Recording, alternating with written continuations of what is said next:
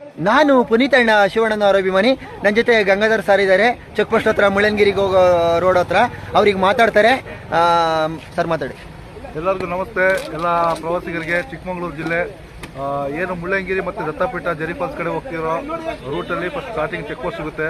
ಈ check post ಏನು ಚಂದ್ರದ್ರೋಣ ಪರ್ವತಕ್ಕೆ ಬರುವಂಥ ಪ್ರವಾಸಿಗರು ಕಂಪ್ಲೀಟ್ ಪ್ಲಾಸ್ಟಿಕ್ ಬ್ಯಾನ್ ಆಗಿದೆ ಮೊನ್ನೆ DC ಅವರ ಆದೇಶದ ಮೇರೆಗೆ.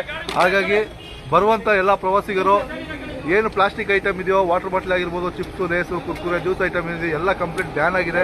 ಬರುವಂಥ ಪ್ರವಾಸಿಗರು ದಯವಿಟ್ಟು 5 ಲೀಟ್ರು ಮೇಲೆ ಇರುವಂಥ ಕ್ಯಾನ್ಗಳಲ್ಲಿ ಮತ್ತು ಮೆಟಲ್ ಬಾಟಲ್ಗಳು ಅದರಲ್ಲಿ ನೀರು ತರಬೇಕು. 1 ಲೀಟ್ರು, 2 ಲೀಟ್ರು, 3 ಲೀಟ್ರು ನೀರು ತರೋದು ಕಂಪ್ಲೀಟ್ ಬ್ಯಾನ್ ಆಗಿದೆ.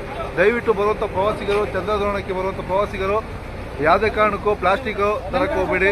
ಕಂಪ್ಲೀಟು ಪ್ಲಾಸ್ಟಿಕ್ ಬ್ಯಾನ್ ಆಗಿದೆ. ನಾವು ಚಿಕ್ಕಮಗಳೂರು ಜಿಲ್ಲೆಯ ಪ್ರವಾಸಿ ಮಿತ್ರರು ಮತ್ತೆ ಎಲ್ಲರೂ ಕೂಡ ಸ್ವಚ್ಛತೆ ಕಾಪಾಡ್ಕೊಳ್ಳಿ. ಯಾಕಾಗಿ ಪರಿಸರ ನೀಟಾಗಿ ಇಟ್ಕೊಳ್ಬೇಕು.